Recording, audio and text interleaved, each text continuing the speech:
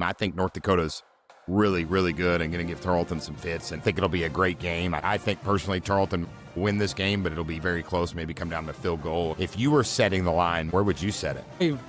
I probably would have had like maybe either -2.5 or -3.5 for Tarleton. Kind of give them the home field bump by about three points there for the home team. Yeah, 6.5. I mean, that's why spreads are so difficult, because I mean it could be a close game, and then maybe Tarleton is setting up for the game-winning field goal, but their running back slips through and he scores, and it's a 7-point win instead of a 3-point win. So that's why spreads are so tricky. But yeah, a lot of these second-round spreads are, I think 6 of the 8 are one-score games. There's a couple of lopsided ones, like NDSU and Montana State are favored pretty heavily, but everyone else is 6.5-point favorites or less. SDSU at Montana game, that's pretty much a pick 'em. So I think we're in store for a lot of close games here in the second round.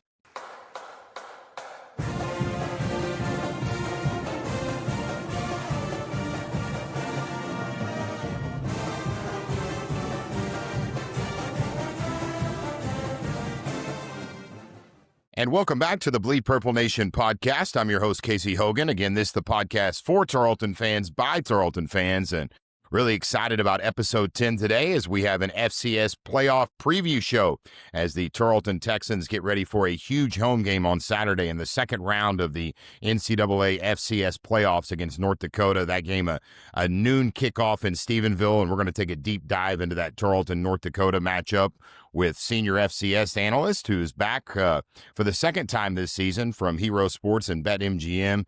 Really excited to have Sam Herder back on. And Sam, I know you are extremely busy. I listened to your podcast, you and Zach, yesterday, and what a wild first week in FCS football, man.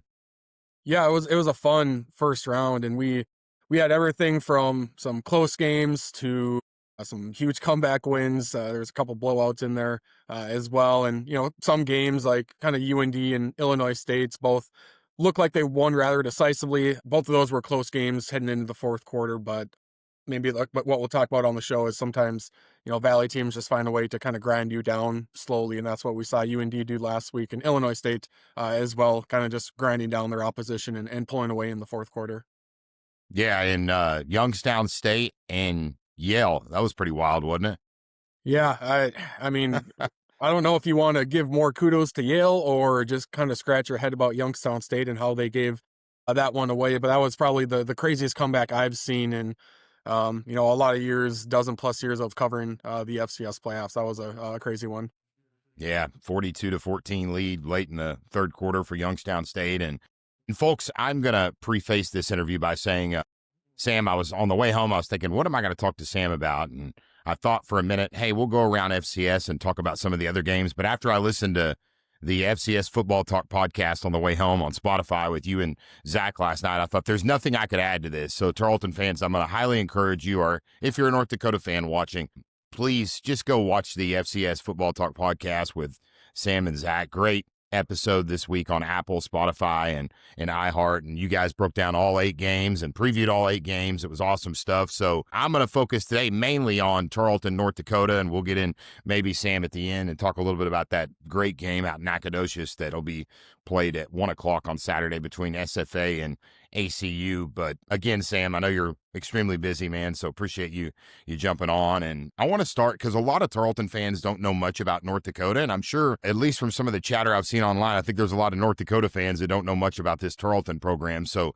tell Tarleton fans about North Dakota historically, because I think whether it's right or wrong, a lot of people know about North Dakota State, but maybe they don't know about North Dakota and where this program has been historically. Yeah, UND was a good D2 football program. They had a fierce rivalry with NDSU, who was also a really good D2 football program. And NDSU and South Dakota State made the D1 jump together in the early 2000s. So that was North Dakota State and South Dakota State. Meanwhile, South Dakota and North Dakota, they stayed in D2 for a few more years before following, NDSU and SDSU, their rivalries, their rivals to the FCS level. And I think, kind of that delay there of not going D1 right away with their rivals, I think set both USD and UND back a little bit. And I think they're now, starting to catch up. because, I mean, NDSU, we all know about their success. Same thing with South Dakota State. We're now seeing South Dakota start to rise into that mix.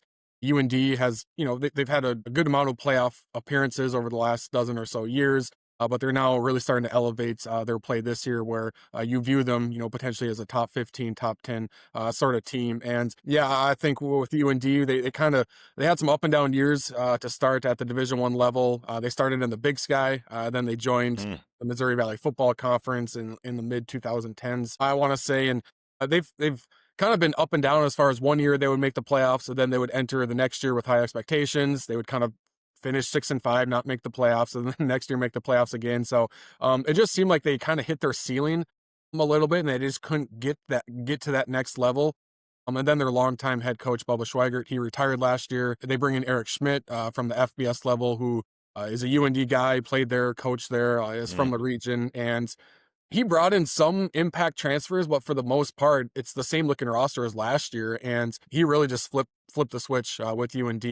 They look so much better this year. They're playing, for the most part, with more consistency this year. I think a lot of the stuff that he learned at the FBS level, as far as off the field, like as far as how you train and nutrition and all that stuff, he brought that to UND. I mean, I think we're seeing the results of that because they do look bigger, stronger, faster. And again, it's with a lot of the same players as last year. I think they're just so much more developed this year. And we've seen that with some of their results this year. Yes. And folks watching and listening, we posted on the Bleed Purple Nation social media accounts yesterday. The press conference was Eric Schmidt and their offensive coordinator and a student athlete. And you kind of answered my next question, which is great. But I certainly was just really impressed just listening to Coach Schmidt talk. So if you get a chance, go and watch that press conference if you want to get ready for this game. Really good stuff. And I think some people tend to look at records. We've all been guilty of it. And I know I was talking to Coach Whitten last week. We had him on the show during Tarleton's bye week, and we asked him about the Tennessee Tech North Dakota matchup. And of course, he's never going to come out a head coach and say, I think, North Dakota will win. But he said it was evenly matched. But I kind of had there were some cues in there that maybe he thought North Dakota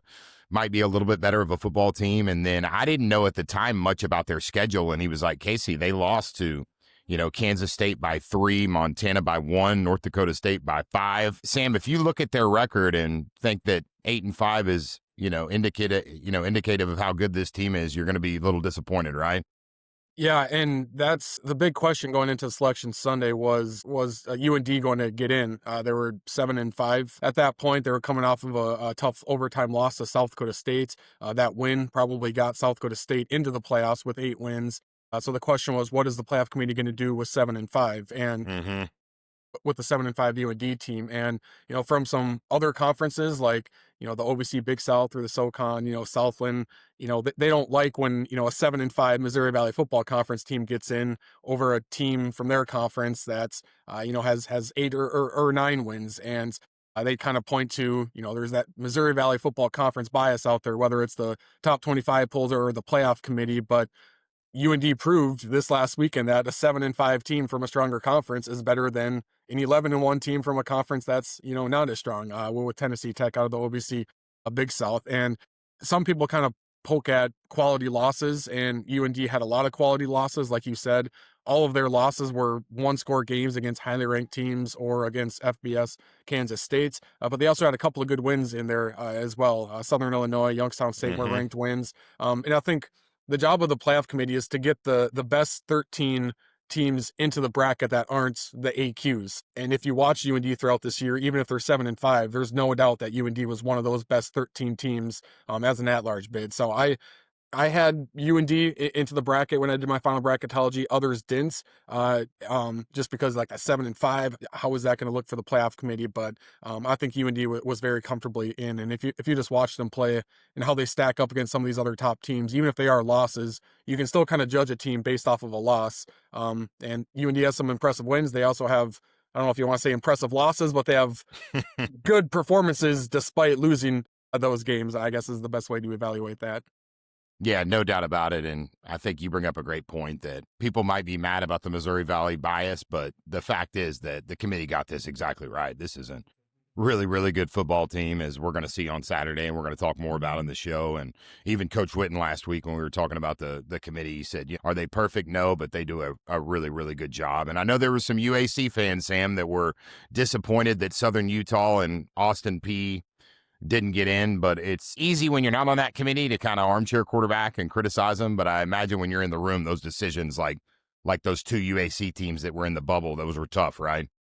Yeah, I thought Austin Peay was really close. And I mean, and if you consider Austin Peay, I think you also had to have, consider Southern Utah, because they ended the season really hot. And I do think, like, it's tough. Like, my personal opinion, like, I think both of those teams are better than, like, New Hampshire, and New Hampshire was one of the last teams in. But that's just my opinion, and there's 11 committee members, and they might have varying opinions as well. So I thought Austin Peay was going to be really close for a little bit in my final bracketology. I had them in, but then I'm like, well, I think I would put UND in before them, and I think, like, Harvard is going to get in with 9 D1 wins, and that just really started to slowly push Austin Peay out of my final bracketology. Put out a tough loss there at the end for Austin Peay, but I think they showed that had they been in the playoffs, that they probably could have competed better than some of the teams that lost in the first round. And it'll always be that way. And with that quarterback Austin Peay has, there's probably a lot of defensive coordinators that were glad that they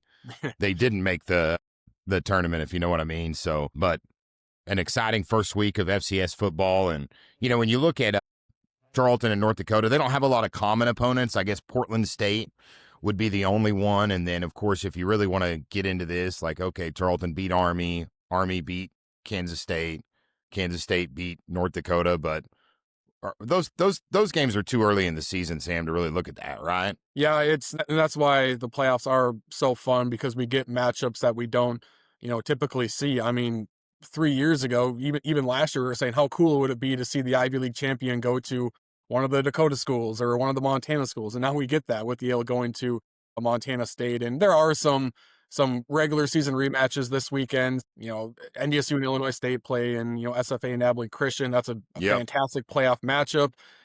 Sometimes you would like to see different matchups, not a regular season matchup, but sometimes that's just kind of how the playoff bracket unfolds. But most of the time we get these unique matchups that we don't usually see, and that's what's so exciting about this UND Tarleton State matchup right here. Is it's just a matchup that we don't usually see. And Tarleton kind of got a glimpse of Missouri Valley Football Conference last year when the Texans went up to USD.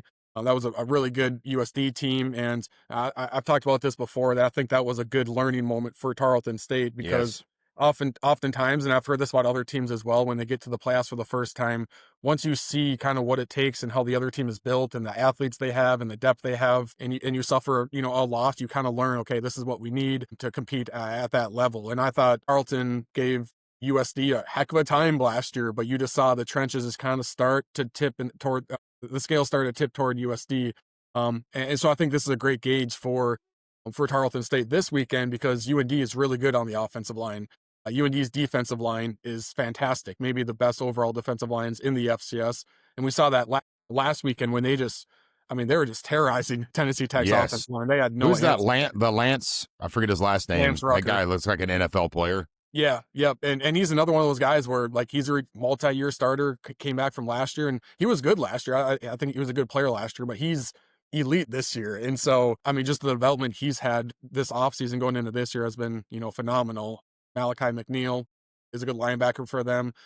Caden Vig, I believe his name is. He's a really good long edge player for them as well. So it's a good test for Tarleton to see, like, what strides they made in the trenches. And, I know on my podcast, I don't even know how I phrased it, but, I'd said something along the lines of, like, I think Tarleton State, like, their run defense is a good run defense. And, like, some UND fans, like, came at me with some stats to suggest that maybe they're not as much of a good run defense as I thought. But I guess I was probably more so talking about, like, just talent-wise. Like, I like a lot of the individual talent guys, whether it's Griffiths or, Tolbert on the defensive line. The linebackers are super veteran. So even if there have been some games where, Tarleton has given up more rushing yards than what they would want to against Austin Peay, a lot of that was the quarterback, or, Southern Utah, Abilene Christian, I still think they're built well to, defend the run. But again, you can defend the run great for 3 quarters. Can you do it in the 4th quarter? I think that's going to be the difference in this one, because I think UND is going to try to keep on chipping away.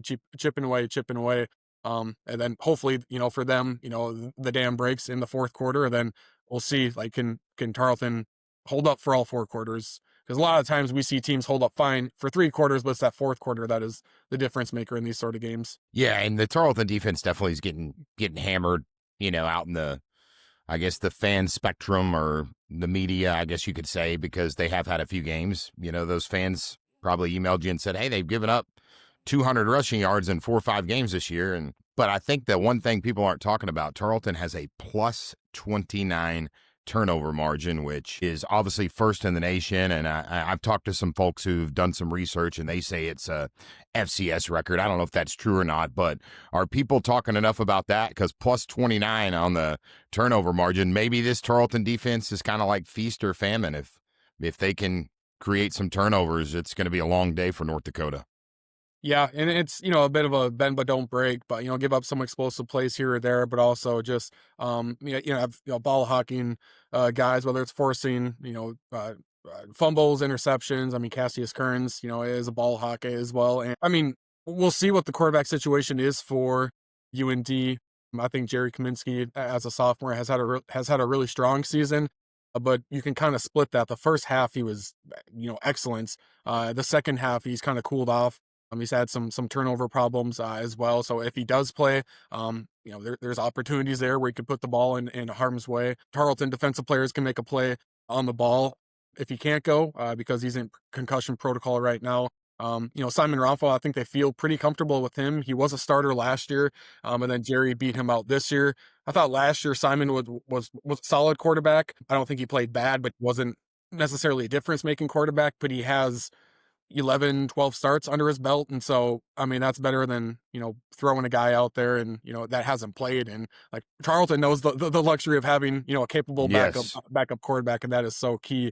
But if it is Simon, I mean, they're probably going to lean on the run a little bit. And I think that's what I was saying, on my podcast, where if you have the run pass, balance, like you can get Tarleton, on the ground. They're a bit more gettable on the ground. But if Tarleton isn't super scared of the pass game and they trust their cornerbacks to go one-on-one, they could sell out a bit more to stop the run. And I think that's the case of where I really like the athletes and their overall talent level for, Tarleton to try to go toe-to-toe with that ground game of UND's.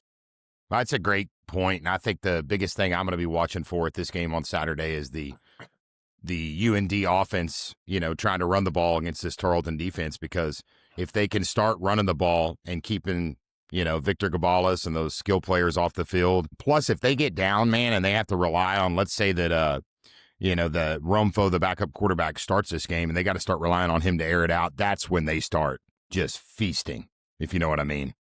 Yeah, and that's the other part, too. I mean, whether if you're not a balanced offense, right? Like if you can't throw the ball, you have to run the ball. The defense is going to adjust accordingly. But on the opposite side, like you said, if Tarleton does get off to a good start, and that kind of forces UND's hand where they have to pass the ball a little bit more, that also kind of tends to the defense as well, because they can kind of pin their ears back and get after the quarterback.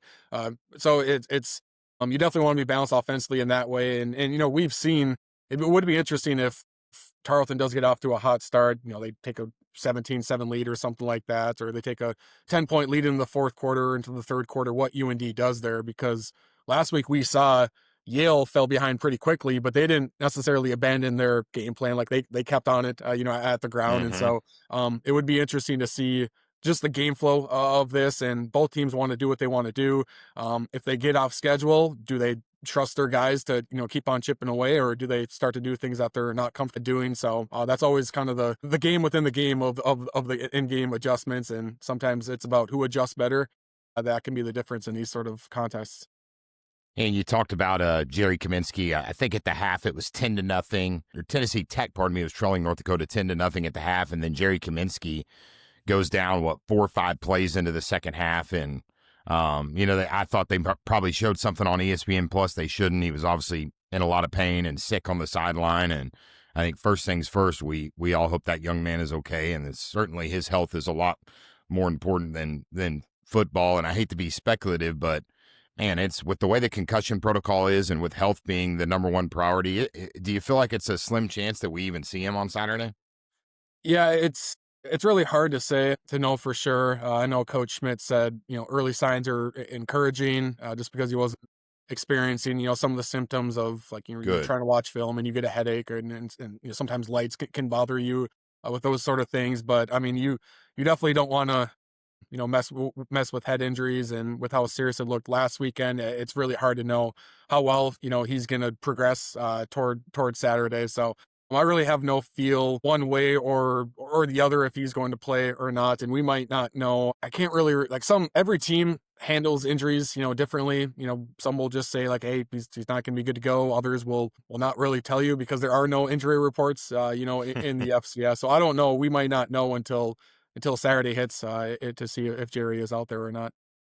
You talked about just how good this North Dakota defensive line is. I don't know, maybe Army, but other than Army, maybe the best defensive line that Tarleton will face this season. How do you see that UND defense facing up against the number one scoring offense in FCS? Yeah, a really stout defensive line, and I feel like the defensive tackles for UND have really gotten better, and that's allowed some of their guys on the edge to have the seasons like they're having. And UND is pretty thin at cornerback. I think I kind of lose track. I think they might have one starter that is nearing coming back, but they've also lost like two other starters. And then the starter that replaced that starter at the beginning of the year, he also was out. And so I know they're thin at cornerback, but I kind of lost track of who's in and who's out. That's, obviously a concern when you're going up against a Tarleton a state team that is really well balanced. It's not necessarily a pass happy team. Like, sometimes Valley fans will kind of get that assumption of teams from the South where they're just,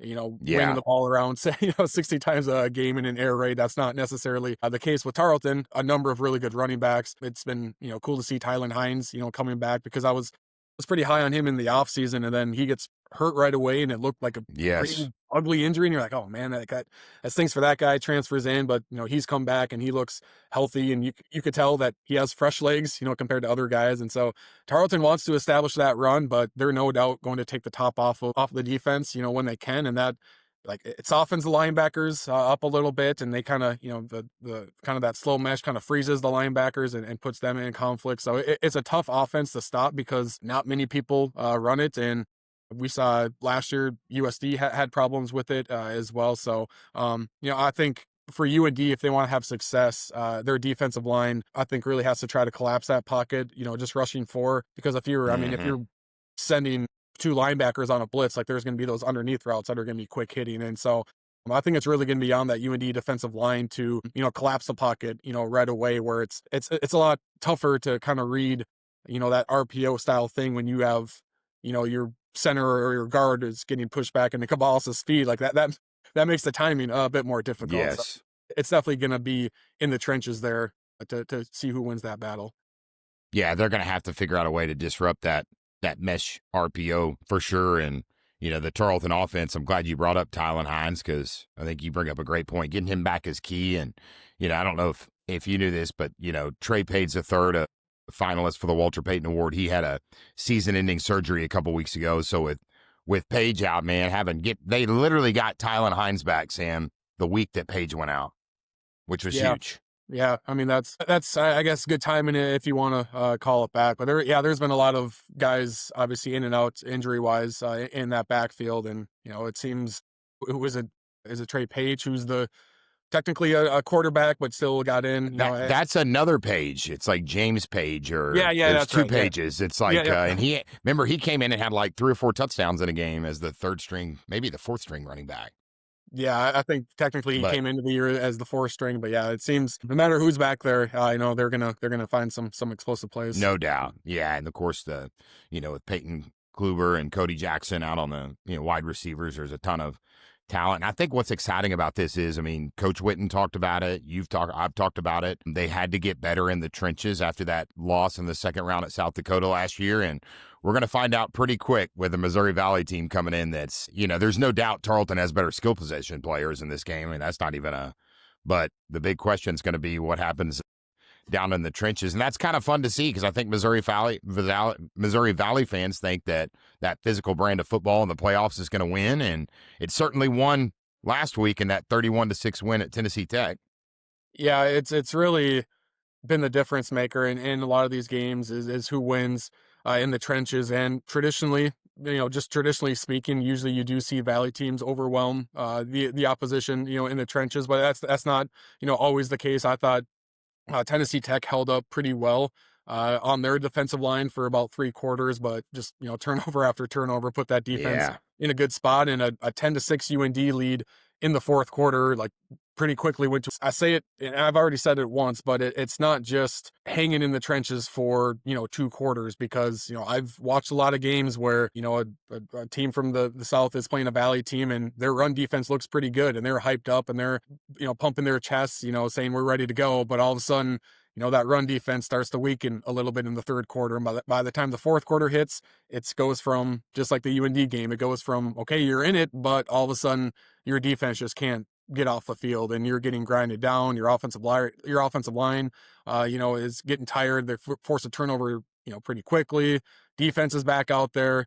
They're gassed. They're getting 6 rushing yards, 7 rushing yards, 8 rushing yards, can't get off the field. So it's not just about stopping the run and holding your own in the trenches for 2-3 quarters. You got to do it for all 4 quarters in these sort of games. Yeah, it's going to be certainly fun to watch. And I think I said earlier that Trey Page III was a finalist for the Walter Payton. He was a finalist for the Jerry Rice, is thank you. The freshman of the year had a heck of a season. And then Victor Gabalis was one of 30 players named to the, you got to help me out here, I think you might even vote on this, to the Walter Payton Award. And he did not make the top 3. And who knows, man, if he doesn't miss those, 2 or 3 games, maybe he has a shot with his numbers to be in that finalist pool. Yeah, I believe Kearns was on the Buck Buchanan award watch list as well, or the finalist list for voters to be able to vote on. That's, Buck Buchanan, best defensive player in the FCS. Walter Payton is best offensive player. Then Jerry Rice is best freshman. I had Page number 3 on my ballot for that one, for the Jerry Rice Award. So he's had a fantastic season, and unfortunately, like you said, not gonna be able to give it a go in the playoffs here. But he would have been pretty fun to watch in the postseason. Yeah, and you having him 3rd on that list when he missed. I have to go back and look, but I believe with injuries, he's kind of on and off. He didn't play against Austin Peay. He's missed 3 or 4 games, and I think 8 games. And he had over 800 yards, so like over 100 yards rushing, per. So he missed 4 games. Yeah. He's definitely someone that Tarleton's been really good at retaining their players in the transfer portal and NIL, and I don't think they lost anyone from last year's team. If they did, it was 1 or 2 players, and I think Trey Page III is going to be getting some FBS to DM. I don't know how they do it these days, Sam. DMs or text or phone calls. So that's someone that they're going to have to really work to retain, I would think. Yeah, it's tough to hang on to your talent, especially if they're young. But like you said, Tarleton has retained most of their guys. Like I track all the FCS to FBS transfers, and there's not a whole lot of Tarleton guys on that list every year. So it's kind of the agents are involved, and high school coaches are involved, and family is involved, getting DMs from other coaches, and it's always funny. Like I'll get notification that I got a new follower, and it's like some Power 4 or Group of 5 director of player personnel. It's like, oh, I wonder why he's following me, an FCS guy. So it's kind of the age we live in right now. Yeah, there's no doubt about it. So North Dakota's got a great fan base. Obviously, you're from that, at least you went to college in that area, so you know how big football is there. Do you expect the UND to have a nice little crowd in Stephenville on Saturday? Yeah, I think there'll be a pretty decent contingent. I don't have a guess as far as, how many, but they have a good crowd.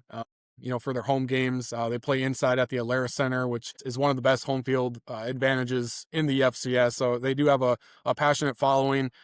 It's kind of unique when you're talking about, Montanas and the Dakotas and even Idaho, a little bit more rural areas of the country, where some people might wonder, how is a football team in Fargo or Grand Forks, how are they so good? But they kind of their location is kind of to their advantage, because they're not, they don't have to fight for attention, right? They don't have to fight to sell season tickets or get corporate sponsors or get local attention, because there's 7 FBS schools within a 3-hour radius. And so kind of being in those more rural states is to their advantage, because, they're the show in town, right? There is no NFL team or FBS team, in these states. And I think that is an advantage for programs like UND and NDSU and Montana State and Montana, Idaho, all those sort of programs.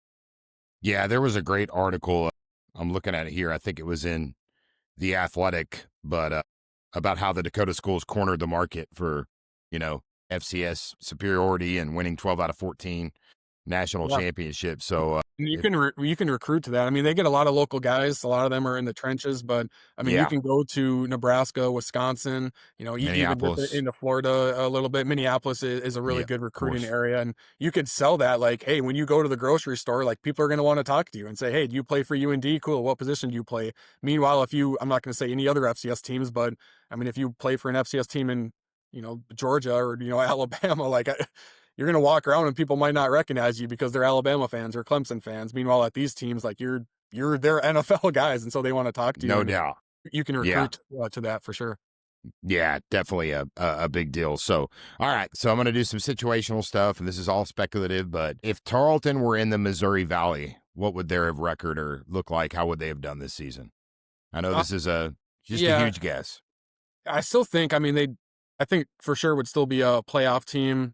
Maybe probably like a 5-3 sort, 6-2, 5-3 sort of record. In the Valley, there That's are fair.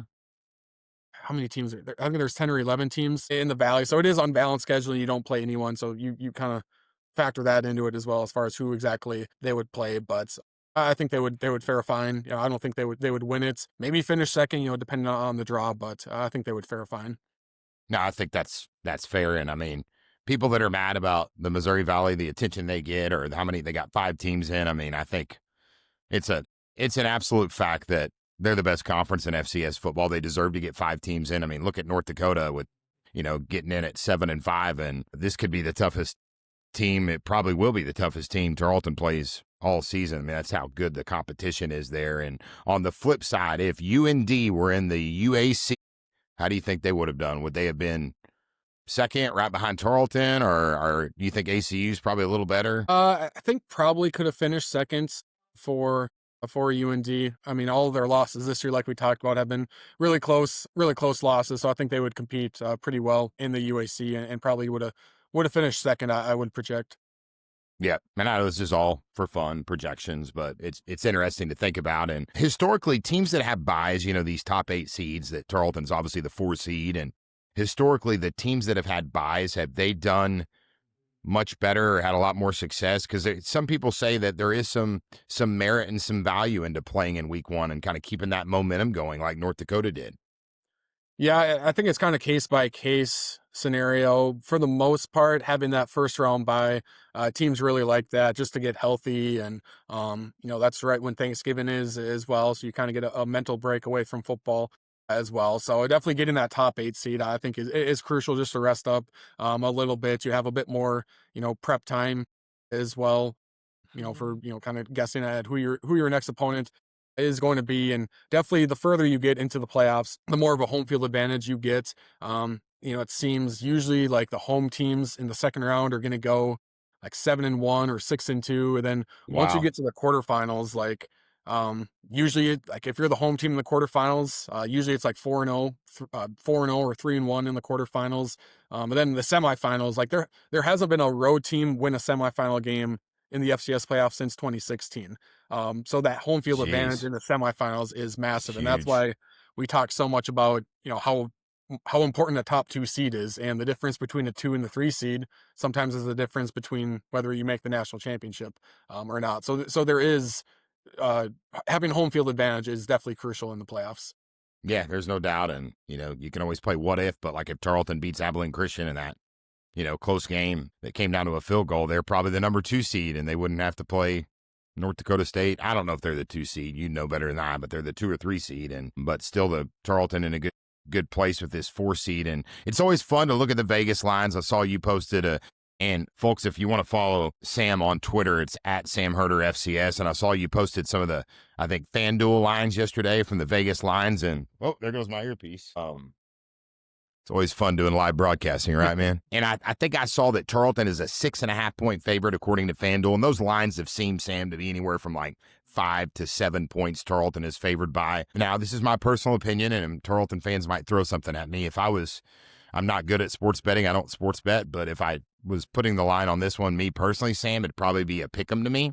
I think North Dakota's really, really good and going to give Tarleton some fits, and I think it'll be a great game. I know I'm going to ask you, and I think personally Tarleton might win this game, but it'll be very close, maybe come down to field goal or even less than that. If you were setting the line, man, where would you set it? Yeah, I probably would have had like maybe either -2.5 or -3.5 for Tarleton. Kind of give them the home field Yeah, bump that's the there. home field, right? Yeah, home field bump by about three points there for the home team. Yeah, 6.5. I mean that's why spreads are so difficult, because I mean it could be a close game, and then maybe Tarleton is setting up for the game-winning field goal, but their running back slips through and he scores, and it's a 7-point win Yeah. instead of a a 3-point win. So that's why spreads are so tricky. But yeah, a lot of these first round or second round spreads are, I think 6 of the 8 are one-score games. There's a couple of lopsided ones like NDSU and Montana State are favored pretty heavily, but everyone else is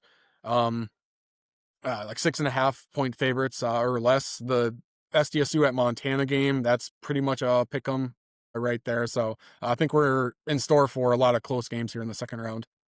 Yeah, and one of those games that'll probably be close. Two of Tarleton's rivals, Stephen F. Austin's they're not in the UAC or the WAC anymore, but for a long time, they've had a rivalry with Tarleton, and their head coach, Colby Carthel, was the head coach at Texas A&M Commerce when Tarleton was Division II in the Lone Star, and Coach Carthel and Tarleton had battled it out for years. His dad was the head coach at West Texas A&M, and he was the Carthel-Tarleton rivalry, and then Abilene Christian, of course, Sam. I mean, right now they're Tarleton's biggest rival, and they shared the UAC championship. So ACU at SFA, man, and Nacogdoches.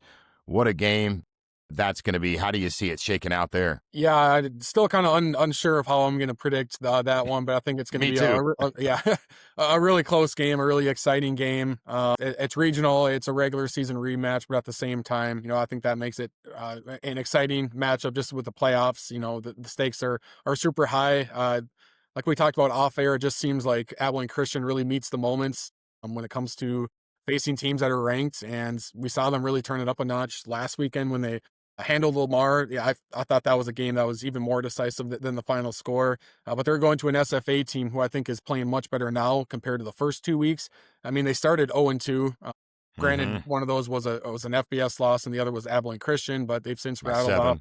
A lot of wins in a row here. So they're playing at a very high level. Be interested to see what the crowd is there for SFA. You hope they get a good crowd. I know drawing on Thanksgiving weekend just doesn't go well for the first round of the FCS playoffs, but hopefully the second round here, we get some good crowds on hand, and I kind of feel like SFA is gonna get a good crowd here for some home field advantage. Yeah, and I think Tarleton will have 15 to 20,000. I think they'll have a good crowd. I think the noon kickoffs, man, this having to kick by 1 Eastern, I guess, is it for travel or logistics, which to me doesn't make a lot of sense, because at the FBS level, it's all TV. I mean, they'll put you on a plane at 4:30 in the morning if ESPN wants you to play at 11. But these early start times hurt a little bit, don't they? Yeah, especially with all of them are on ESPN Plus, except for the late one, Rhodey going to UC Davis. That's on ESPN2, and that's kind of where you're at the mercy of ESPN, where they'll put you wherever they have open windows. But without the rest of these games being on ESPN Plus, that provides better flexibility. So you would hope they'd be able to spread these out a little bit more. But I think the biggest reason why is just to not give anyone an advantage. As far as like if we start you at 7:00 at night on ESPN Plus, let's say the road team wins, they're getting back late at night compared to a team that kicked off at noon and they won. Well, they're back home by 5 p.m. And they're resting while you're not getting home until 3 a.m. So I think that's the reason why. But I don't know, with ESPN Plus, you have the flexibility to start really whenever you want, and just from a viewing experience, you would hope that they could spread these out a little bit more. And it's a little bit better this weekend than last weekend as far as spreading the kickoffs a little bit more, but still a lot of TVs going to be going on trying to watch all these games. Yeah, how many TVs does the Herder household have going, man, when you're watching these games? Because you got to watch all of them. Yeah, typically, I have the multicast going on one, so you can kind of get 4 games going on, and then secondary TV, and then a couple of computers as well. I think ESPN Plus limits you to 3 streams, I want to say, but if you can multicast it, that's kind of a way around that. Well, Sam, man, I know you're extremely busy, getting ready. I know you've jumped on a lot of podcasts and radio and all that kind of stuff. So, man, I really appreciate you taking the time to be back here on Bleed Purple Nation and telling Tarleton fans a little bit about this matchup, man. And hopefully we can do it again next season, or who knows if Tarleton makes a run, maybe here in the playoffs. I appreciate you coming on, man. Enjoy the games. Yeah, thank you. Always appreciate being on. That is senior FCS analyst for Hero Sports and BetMGM, Sam Herder, here, episode 10 of Bleed Purple Nation. Tarleton fans, don't forget to buy your tickets, tarletonsports.com/tickets. Plenty of tickets available for Tarleton and North Dakota in the second round of the FCS playoffs. It's a noon kickoff on ESPN Plus, and then a little bit of plug. Tarleton is doing a Friday night after dark tailgate with Giovanni and the Hired Guns, a country band playing. And they're going to have free food trucks Friday night. So they'll have Texan Alley tailgate going Friday night with free food trucks, a great band, a pretty big band out there on the live music circuit. And then they'll have the tailgate getting kicked off at, pretty early Saturday morning. So get your tickets, tarletonsports.com/tickets. And we will see you at Memorial Stadium on Saturday, and we'll be back next week, hopefully talking about a Tarleton win, but we'll be back regardless. So until then, we'll see you at the game. And remember, if you ain't Texan, you ain't